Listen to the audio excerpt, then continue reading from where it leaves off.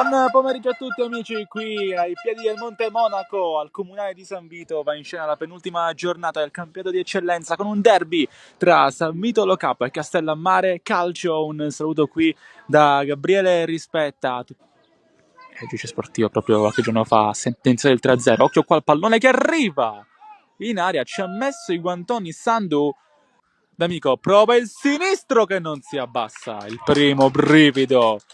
Tarantino vince anche un altro riballo e per poco pallone che arriva in aria, rimane lì pericolosissimo. Sandu è uscito, va D'Amico che fa passare il pallone sotto la barriera. Motta capisce tutto, occhio a Tarantino, pallone buono per Mustaccia. Guaiana è in aria, Guaiana non esulta per il suo passato a Castellammare, ma Guaiana fa esultare il suo popolo e avanti il San Vito. Pallone per Guaiana, Motta esce e fuori dai pali per il portiere. Pallone per Tarantino che stoppa, è ancora giocabile la sfera.